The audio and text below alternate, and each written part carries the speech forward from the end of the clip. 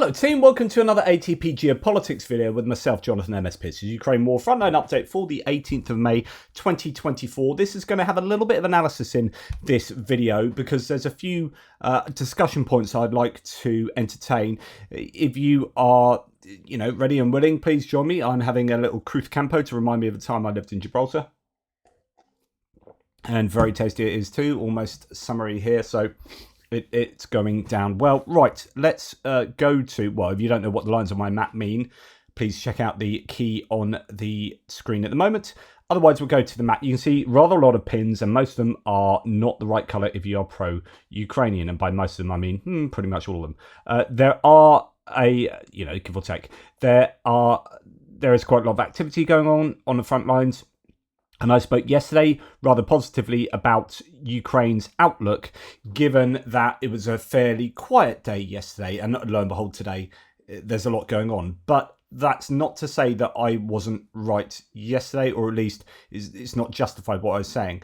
I think Ukraine are on their knees at the moment, but they are getting, the prognosis is looking good. So they are in the middle of getting a lot more artillery ammunition, general ammunition, as well as weaponry from allies, and they are in the process of mobilizing. So going forward, things will improve. This whole period now should be the worst period, I think, for Ukraine. Russia really needs to capitalize on this, but they have been slowing down, and I've been saying that I don't think they have an awful lot in the tank. And what's really interesting, because sometimes I think, well, what the heck do I know? I am just some random on the internet, etc., etc. And I'm an imposter. I get imposter syndrome quite a bit. But actually, when I look at the whole course of the war, I've not really been hugely wrong on anything in particular. And I was watching Anders Puk Nielsen's video today, and you know what? He basically just said everything I've been saying for the last week. So that's really, really good news. So I feel, okay, here's an expert that's got all that background, military background and training, and actually his video has basically been the inside of my head for the last week. So that's really good. There's a couple of interesting points that are worth adding that I haven't sort of discussed, but are certainly worthy of discussing. Let's just go first to this point. Ukrainian resources to create weaknesses elsewhere. But this is also where we get into another important question that I think we need to discuss. And that is that just because there is this discussion about what the Russian plan is, it's important to keep in mind that maybe the Russian plan is not very good. Really pretty harsh point, but that's what I'm saying about the Kharkiv offensive, and this is what he's talking about. That's the plan he's talking about. Just because they might have an objective, there might be a plan, I mean it's actually very good, and there is a very strong chance it's not very good, which is kind of what I've been saying. Should they have been placing those troops down on the eastern front line? As they are stretching out the Ukrainian forces, they are themselves stretching their own forces out. So it's a very delicate balance to be had there. The longer the front line is, the more front line there is to attack. I know defensively the Ukrainians need to be on their feet kind of everywhere, but this is sort of what I've been saying, and this is what Anders Puk Nielsen talks about an awful lot during this video. It doesn't have to be good just because they have a plan. They could be acting out a very bad plan. And frankly, I think that what we are seeing might exactly be that. Because when there is so much discussion about what the Russian plan might be among military observers, then perhaps that is an indication that the Russian plan is not, let's just say, based on impeccable logic. The situation we have now is that the Russian forces are actually on the offensive in all sectors of the front line. So they're pushing very hard in the south and in the east and in the north. And if you look up the basic principles of war, then you will find things like the need for concentration of forces, and you have to have a razor-sharp focus on the aim. You will not, in military theory, find a principle that says that you should spread out your forces very thinly and then press a little bit in many places. But that seems to be what the Russians are doing. I mean, you could argue this is the deep battle doctrine of the Russian army, which is kind of attack everywhere and then wait till you get a weakness and then pile in on that weakness. I don't really actually think that fits into that strategy particularly well. They just seem to be going at a number of very key places, but almost too many places, which is what I was saying. That thinly stretched Russian line means that they can't really overwhelm anywhere. That 50,000 troops, those 50,000 troops, in my opinion, should have been piled into Chasiv Yar, because that is assuming that that's their number one priority, which was apparently the case. And so I think that's where he's going with what he's going with here. And that's why I'm saying that when we're trying to figure out what the Russian plan is, then we need to be open to the idea that maybe the Russian plan is just not very good. And he also goes on to talk a lot about, and I won't go into this, that there's, well, I won't play his, I'll try and summarize it, that there's a lot of political psychology, a lot of personal politics going on here. So you've got Lapin, the guy supposedly in charge of this attack in the north, who had failed earlier on in the war and now has been moved to do this. So he's got something to prove, which means that he could be saying, right, I really want to put all these troops into this northern attack rather than have someone else take these troops under their wings and attack and use them somewhere more sensible. I want to have my own thing. I want to attack here so I can sort of resolve any ongoing issues I have with the MOD. And then you got Toplensky as well, who's got a checkered past, although the troops like him, but the Russian MOD have not treated him very well. He's got something to prove. That all these different commanders have something to prove, and therefore they have their own little agendas going on that don't necessarily fit in with the overall military agenda that the MOD might want. And then you've got a change of personnel going on with Shoigu to Belousov, and then you've got Gerasimov being absent without leave. There is a very good argument to say that actually all is not really going very well for the Russians, or at least, when you are trying to evaluate what position the Russians are in, it's not as good as they might have you believe. And that's kind of what I was saying this last week, but added on with that kind of idea of personal agendas, which I think was a really important point that Anders Put Nielsen made. Go and watch his video. It's really good. I say it's really good. It's basically what we've been talking about for the last couple of weeks. Right.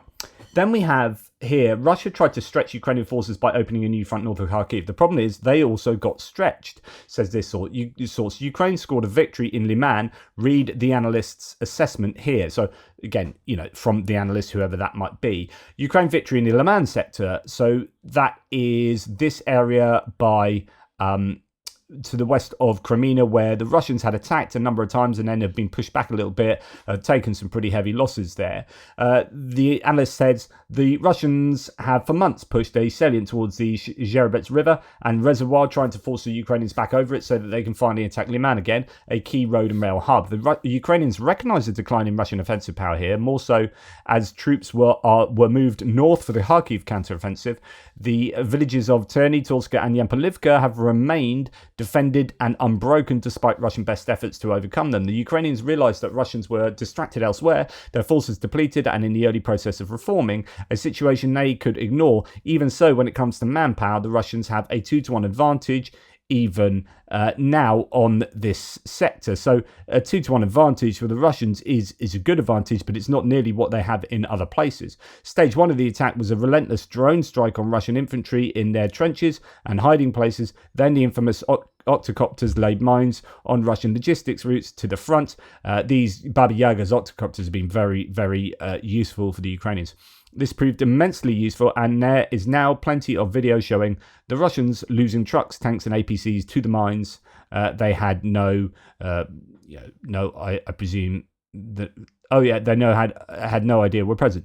The mines were laid at night to prevent the big octocopters being seen, because they can be quite loud and Russians use audio listening posts to try and detect them, but these are highly visible and were carefully taken out before the mine laying operation began. Cut off from their supplies by mines and any reinforcements, the Ukrainians struck in the centre of the salient, having created a highly localised superiority in men and materiel.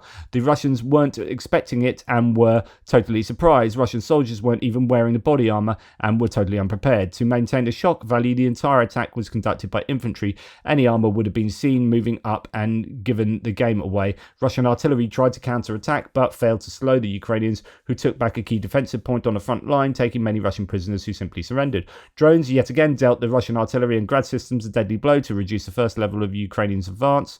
The fire level, on Ukrainians' advance.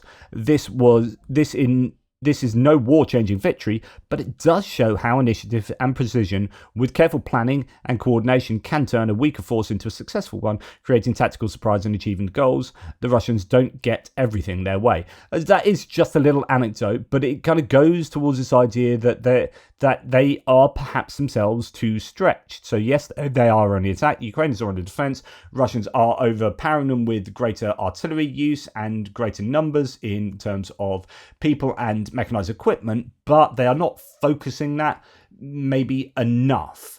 It would be the idea. Right.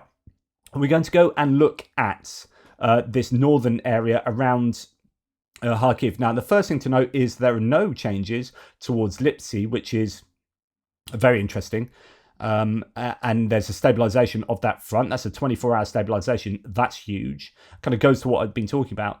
There are some gains according to Surat maps, for the for the Russians east of Vovchansk, a little bit inside Vovchansk, but not a huge amount. Interestingly, Andriy Perpetua has a little bit more in the center of Vovchansk under Russian control, and yet further to the east of Vovchansk, the Surat maps changes to be more charitable there. Deep State map adjusting a little bit in this tree line northeast of Lipsy and around Staritsia here. Not Lipsy, sorry, Staritsia. We're in this eastern salient. So, yeah, there are some gains here and there, but it's certainly less than it was. Okay, before we look at... Well, actually, no, let's go on to look at this footage. So there's some footage coming now out of Vovchansk, and it's the central hospital. So the hospital is no longer an operating hospital, right?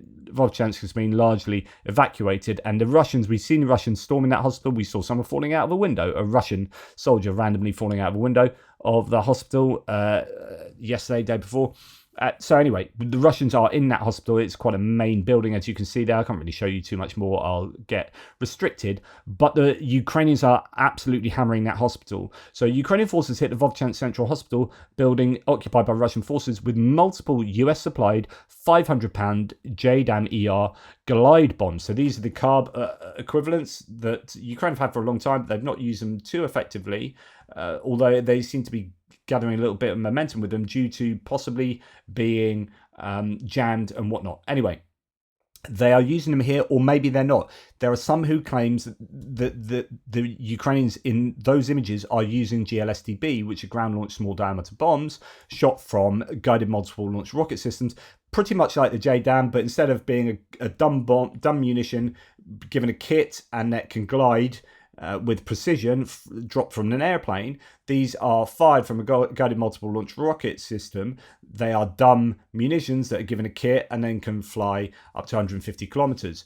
So both the JDAM and the GLSDB have been much vaunted, but have been met with they've become a bit of a damp squib because of potentially because of jamming. It might be other things as well, and maybe not used as effectively as possible with regard to shaping and so on and so forth. So anyway, both the JDAM and the French equivalent, the Hammer, are being used in increasing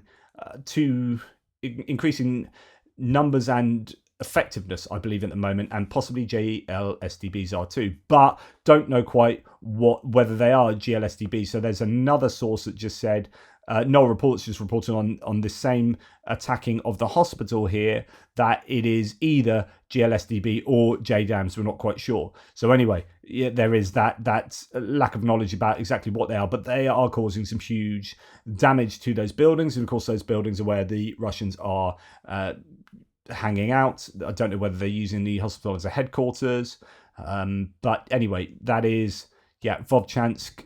I don't know exactly where that is.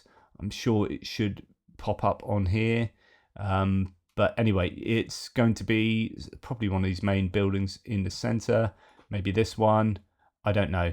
No, that's it. That's an educational establishment. Anyway, the hospital is being hit very severely by the Ukrainians, and that is to. Or it could be there. Who knows? Anyway, I won't keep looking for it. I'll prepare that better for next time. That is really good news for the Ukrainians that they're using these. Now, talking about the Hammer, the French version, Russia has accused Ukraine of attacking with French-made guided bombs in the Russian region of Belgrade, which borders Ukraine. Now, that is the region we're in.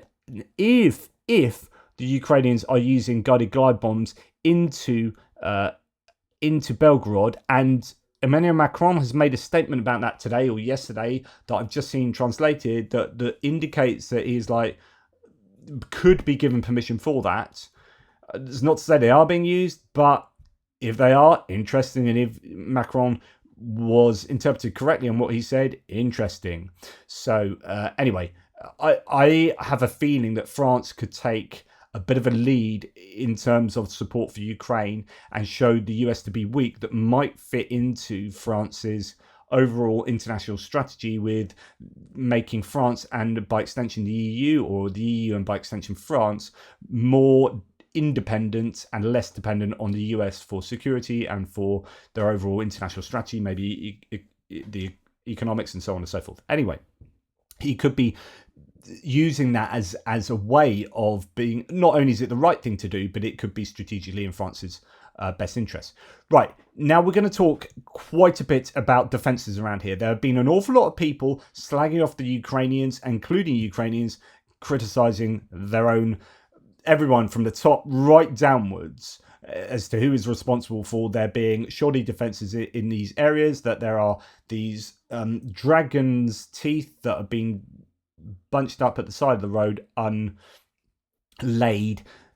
in effective patterns and whatever. They are, it's just not gone very well in terms of stopping the Russians with more significant defences heretofore. There are some people are countering that with, well, you should have defences further back from there because it's too dangerous to build those sorts of defences too close to the Russian border. And I'm going to refer to Zhenya. So Zhenya is in Ukraine at the moment. He's a Ukrainian. I went around the front lines with him and Greg. Here they were having a live last night, the Prof. Gerdes, Greg and Zhenya. And Zhenya talks about this. So we're going to see two sides of the argument, both presented by Zhenya. So first of all, he says here, he talks on the video about the contractors building these sorts of defenses. First, he got a question about fortifications. Sorry, but this is what you probably don't see when you hear one side.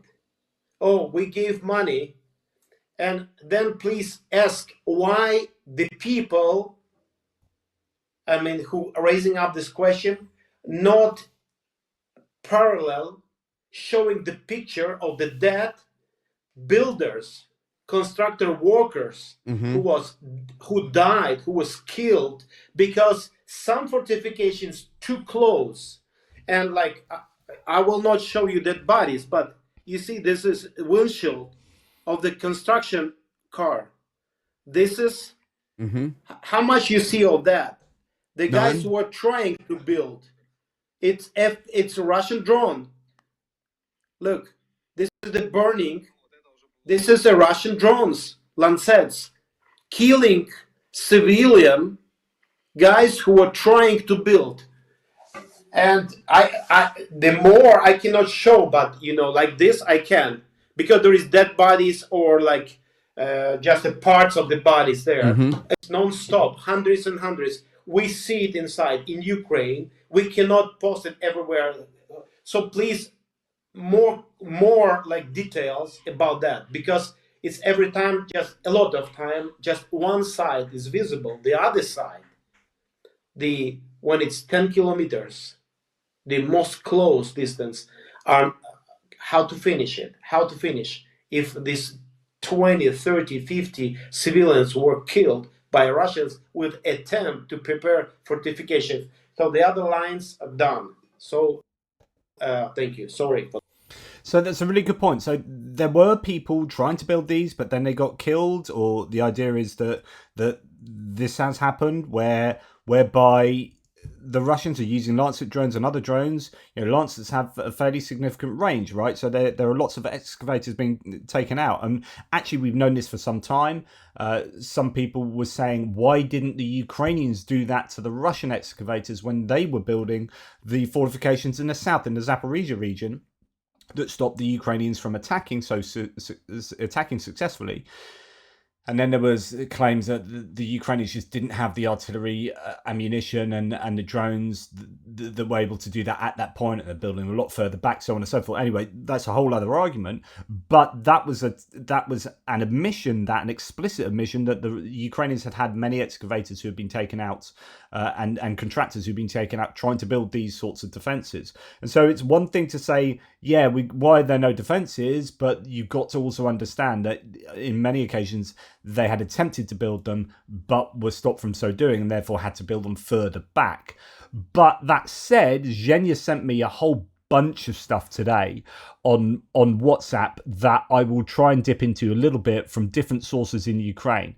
The situation regarding the attack on Vovchansk, etc. I'm going to join the first message he sent me, or the source he sent me towards the end. I'll read it to you. In the direction of Vovchansk, the city is not prepared for defense. This was some days ago. There are no details yet, but it's not secret for the enemy, since local residents are not displaced and enemy drones often make overflights. Regarding the actions of our troops, there are experienced commanders and units. The organisation of defence, the definition of the front edge, the interaction is emerging and improving. The chaos on the broad front is not completely overcome, but the situation is improving. So it started very difficult. It was a bit chaotic.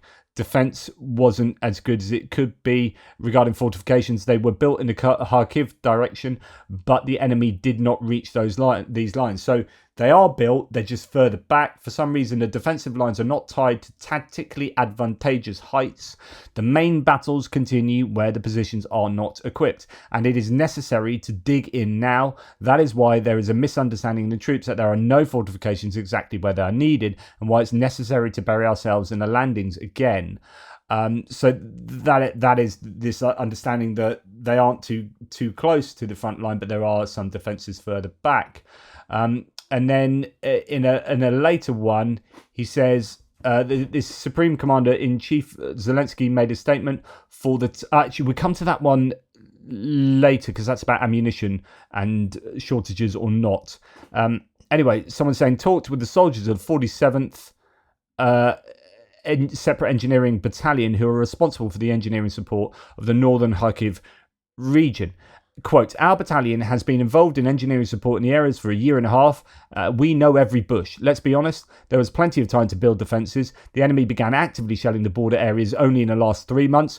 Before that, there was a grey zone up to 5 kilometres along the border, and both on our side and on the enemy's side. Combat activity was very low. It was possible to operate covertly, especially at night, even with equipment at a distance of 5 kilometres from the border. During this time, mining and engineering equipment were carried out in the border zone very weakly and ineffectively. So saying we could have done it if it was done very covertly, still very risky, of course, and had to be done at night. It is sad to say, but in recent months, when everyone was talking about the offensive, we rarely mined the approaches to our positions. There were few mines. At the same time, partial demining was carried out at some positions. The construction of fortifications near the border began, and in order to carry out work there, we were ordered to mine the roads and the surrounding area in these places. There was plenty of time and every opportunity to do everything safely and on time, but instead, and now our battalion is moving the front line directly in battle formations and under enemy fire already after the enemy has started an offensive. I indicated, end quote. The source says, I indicated the military part, so if someone from the office of the president wants to check this information, there will be no problems. Visit the 47th Battalion, find out the real situation. And then another source says, and this is a really long one, I'll try and give some, can I summarize this? All right, are the defensive lines built? 3 lines of defence were built around Kharkiv. A significant number of defensive structures were created, although the lines of defence were not completed in full. The city of Vovchansk, defence structures built by engineering troops or other contractors in the city and its surroundings are completely absent. The distance between Kharkiv and Vovchansk, separate positions and defence nodes are equipped. Battles are now taking place On the line of field fortifications of our troops deployed along the border, the enemy's breakthroughs are stopped at improvised positions where the East has to dig in. Question 2, why do the military complain about the lack of line of defense, and why do our fighting troops dig themselves in? So the planning of the defense of Kharkiv was carried out without taking into account the tactical situation. The defense lines built by the Central African Republic cannot be used by the troops in this battle. So I think the point is, when you've got people planning that don't really know the area, tactic, there's the idea of tactical and then strategic, and then tactical, operational, and then sort of strategic. Well, from an operational point of view, you might be making decisions about where fortifications are, but actually tactically, fortification might be better positions just there because of the heights here and that little copse over there, and so on and so forth. And there might be a difference between understanding that would be ameliorated if someone closer to the ground would be making those decisions. But I may be incorrect. The first line of defence was built at the village of Lipsy, but for some reason in the lowlands. So this is looking at Lipsy over here. No, completely wrong area. Lipsy there.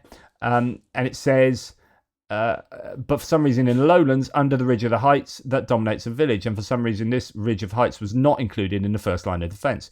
Our troops are forced to defend the village of Fleur-Buquet and the ridge of heights in front of Lipsy. So that's this area here that we're talking about. But for some reason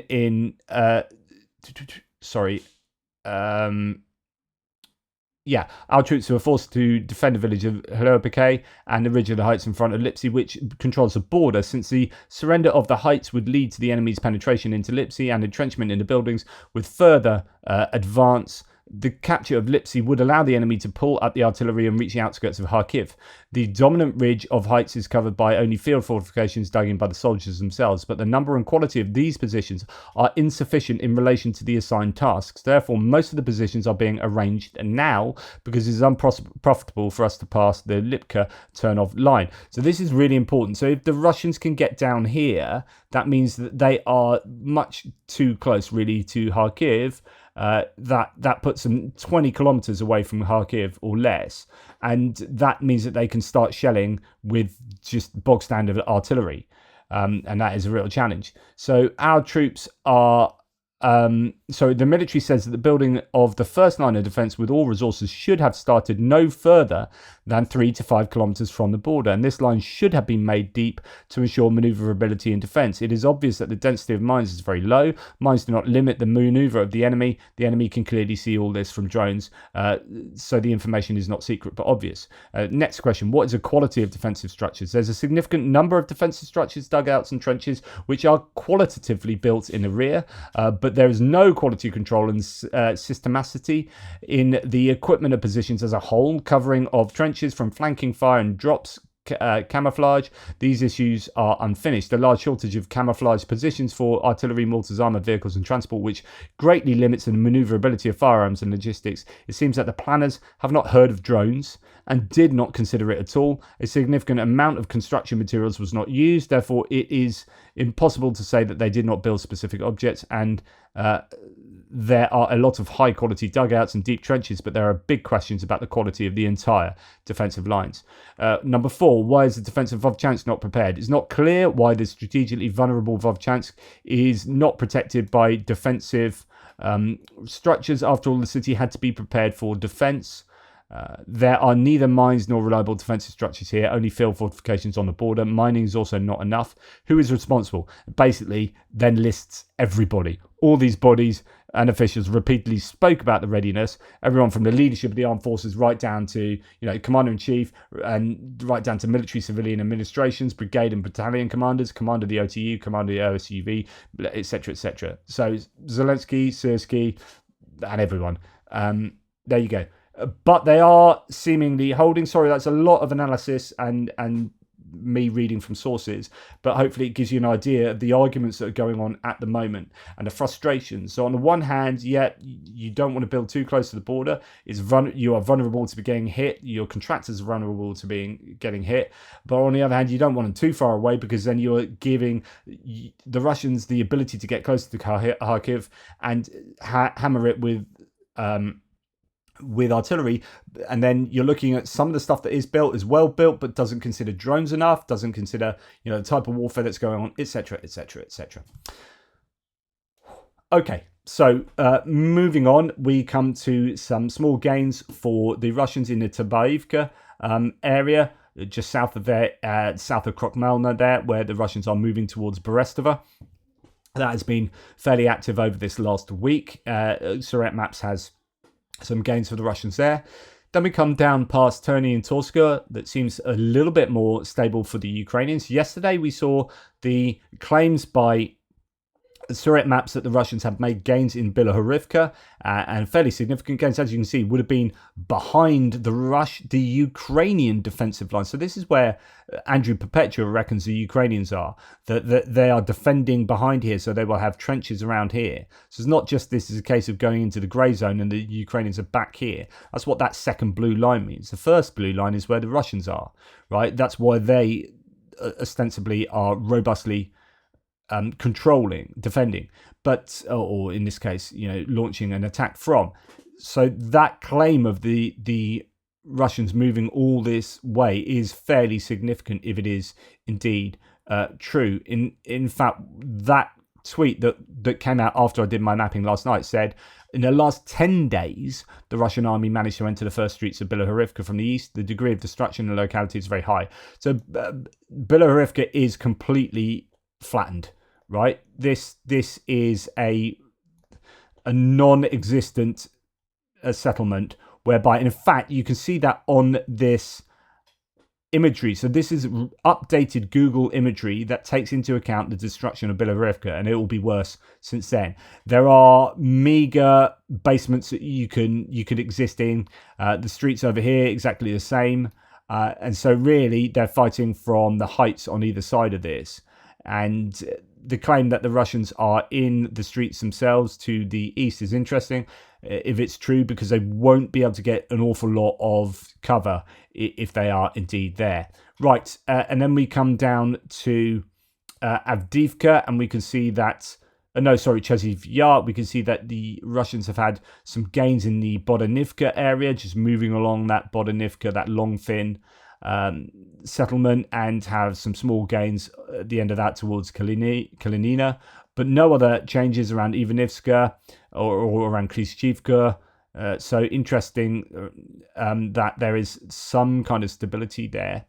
We have Konstantin saying Russians have intensified assaults around Bakhmut area. A big mechanized assault around Chasiv Yar, Ivanivska, was stopped today. See the images as yesterday for more details. You will see more videos soon. Also, infantry assaults are not stopping for the past 3 days around Ivanivska and Klishchivka. Enemy comes in much larger groups than before. Our defenders stand strong, but they are exhausted. So it's tough fighting around here. Even when you have days of stability, is not stable, as in that no one's just sitting there going, whoa, I've got a bit of a breather now. They are fighting, and it is incredibly intense, and the Russians have upped the ante there, but they aren't making huge gains, and that would talk to you about how they are possibly undermanned, the Russians, in attacking. They've had an awful lot of attrition of both personnel and mechanized equipment, and the Ukrainians are starting to get their own artillery, ammunition and whatnot to support where they're at. And in fact, that leads me onto the message I didn't talk about, which was Zelensky making claims that for the first time in the years of the war, none of the brigade companies that complains that there is no artillery projectile, and this has been happening for the past 2 months. And I was talking about how not everyone seems to agree with that. Some of the units on the ground are saying, yeah, not so much.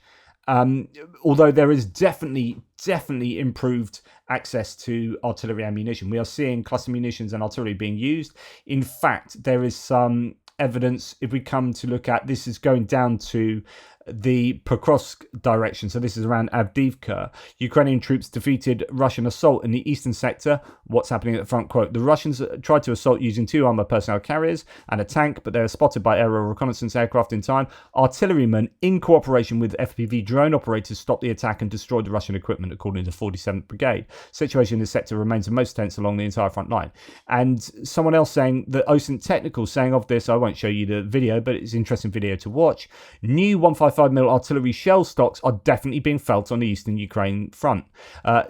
Earlier this week, Russian forces tried to push a mechanized attack through Solovyov, but ran into FPV drones and heavy artillery fire, losing a tank and 2 IFVs. But we go back to what Zelensky said, and this commenter says these words stunned most of the military on the front because the Supreme Commander was deliberately misled by someone on his inner circle, and he repeats someone's words without orienting himself in the real situation. Therefore, I'm informing Zelensky of what is really happening. First, the brigades do not complain because apart from problems with the management, these complaints do not give anything to the brigade commanders. I mean, everyone knows they're short of stuff, right? Secondly, the artillery is currently equipped with 155mm shells only in certain directions. In particular, in the northern Kharkiv direction, here the caliber 155mm works, but in other areas of the front, the 155mm caliber is also limited, and it's not possible to perform all the necessary firing tasks with these guns. A special problem is that the projectiles for counter-battery combat are very limited, and the 155mm caliber is sorely lacking for those tasks. Thirdly, the provision of most calibers of artillery and mortars is much less needed. Howitzers of 152mm, 122mm guns, 125mm, 120mm mortars, 82mm, 81mm and 60mm mortars. They're the main armament of most infantry brigades. Provision is scant and unsatisfactory. There are glaring shortages of these calibers in all directions and in northern Kharkiv region as well. A significant number of units receive 10 to 20 units of ammunition for artillery and mortars per day. And really, with mortars, I mean, you see a proper mortar team going for it. They are like, bang, bang. It's just constant. You can fire hundreds in a day. That's really what you need. So to get a whole unit getting 10 to 20 a day is not enough. Fourthly, all types of ammunition are in acute shortage in the army. There is also a problem with distribution of these ammunition pieces. Some individual brigades trying to ensure quality combat training are forced to buy even 5.45mm and 7.62mm cartridges, as well as other types of ammunition, with their own funds and the funds of volunteers. A significant number of the military units are forced to organise their own production of ammunition at their own expense and the expense of volunteers. Says that sort of pinch of salt and all that. But the idea is that, yes, you will see areas on the front line that are being very well defended and seemingly have more ammunition they used to, but that's not necessarily consistent right across the front. Anyway, talking about Chasiv Yar, Tatarigami has analysis. I told you there's a lot of analysis today. Sorry, not sorry. The frontline situation remains challenging, he says. Russian or front intelligence says. What's it called? Front intelligence insight. That's it. The frontline situation remains challenging. Russian forces intensified attacks in the Bakhmut area and advanced tactically in Karnohorivka and Kharkiv areas. Despite this, the front line remains relatively stable. In Chasiv Yar, despite initial successes in the assault on Chasiv Yar, including reaching the occasionally crossing the canal in small groups, the Russians failed to establish a foothold. Lately, they have increased the use of armoured fighting vehicles to advance. The situation south of Bakhmut is more complex. Russians attempted to advance towards Klishchivka with frequent and large assaults. While most of these attacks have been repelled, it's unlikely that these attempts will cease soon, posing a continued risk to Klishchivka. And in fact, there was a little bit of an increase, an improvement in the lines according to Surat maps in the Klishchivka area. Was that? No, it might have actually been Andrew Perpetua, sorry, but in agreement with Surat maps. So they are inching forward, or have done, but that's been a very rare one. We've seen it fairly stable there, but it's not to say it's not incredibly challenging. And then when we come down to Avdiivka, there's a Kharkiv one, Kurakhove, Chernihiv, Sumy. No, I missed some of those areas, but we'll come back to them in a wee while. And just the last one about Chasiv Yar before we go down to that Avdiivka front. The Russians are crying over heavy casualties in Chasiv Yar. So this is a Russian source saying, summary from there, the situation very difficult. There's a bloodbath going on. The enemy was densely entrenched in the city's buildings and forests. There's also a lot of the Ukrainian armed forces, equipment and artillery in urban areas. Ukrainians have been very well dug in Chasiv Yar. They've been waiting for this since Bakhmut fell. So the Russians will certainly find this difficult to take. Our artillery and aviation are working closely against them. The Ukrainian armed forces use tanks to cover and evacuate their wounded. Our paratroopers are fighting hard battles. The enemy does not retreat and acts very aggressively. Yeah. And situation is very difficult. The enemy is densely entrenched, heavy fighting. Yeah, there you go. So those are the comments from that person. So yeah, the Ukrainians are making the Russians work hard for Chasiv Yar. Right, as you can see here, some slight movements northwest of Ocheritina, and on towards Nova Alexandrivka. In the fields just there, we have this by Surat Map saying that the Russians have restarted advances east of Nova Alexandrivka. Moreover, Russian forces took control of the trench system east of Yasna Brodivka and south of Umansky. So this is further to the south. Interesting that restarted, so they do go, take a breather, reconstitute a little bit, get supplies in and then go again. And that's what you're seeing around here. A little bit of agreement from Deep State Map in that Netalove area. To the west of Pervomaisky, moving on there as Surat Maps yesterday had claimed. So Andrew Perpetua agreeing that the Russians are slightly further forward in that area. This is Andrew Perpetua's grey zone. Surat Maps says that the Russians have moved into the grey zone. Andrew Perpetua said they're fighting in the grey zone. It doesn't mean they control the grey zone. And I think that gives you a good indication of that there. Right, sorry if you get confused with too many lines, but that's how we roll here. And then further to the south, we have, first of all, some gains, or maybe, I don't know if that is a bit of rejigging on behalf of Surat Maps, but interesting that around to the west of Novomykhailivka, that's Paraskevivka, isn't it? Yeah, Paraskevivka there, the Russians aren't there, or have been pushed back, probably aren't there, is my guess, without seeing further details on that. No, there are no details on those claims. So I imagine that is that they'd attacked into there, been repelled, but because they'd attacked there, Surat Map said they control it. But further to the south, both Deep State Map and Surat Map say that the Russians have made some gains in the fields south of Novomykhailivka, and there you go. So that is that neck of the woods. We can move over to actually near on the way to Hlyplay, and here Surat Maps does have a claim that the Russian army reactivated attacks in that axis and advanced north of Marfapil, taking control over the northern dachas there of Marfapil. So this area where they previously were not so much in control of. Andrew Perpetua not quite agreeing with that at the moment. We don't have Deep State Map mapping in that area. I mean, they do map in that area, but we don't have them everywhere. And then it's about Robotyne. I talked about this yesterday. Ukrainians, Surat Maps claiming the Russians have made further attacks in there. The Russian MOD claimed that they controlled all of Robotyne. Julian Rupka from the Bild said, the Russians have got control of all of Robotyne. And then a Ukrainian officer retorted, no, you don't know what you're talking about. We are still there. In fact, we captured a Russian soldier in the vicinity and showed a video of that. So there are arguments as to how much control the Russians really do have in that area. As you can see, the other mappers do not agree with Surat Map, so it's likely that most of it's a grey zone. But I would imagine there must be some kind of evidence to support Russians have been in this area. I would assume, but maybe not.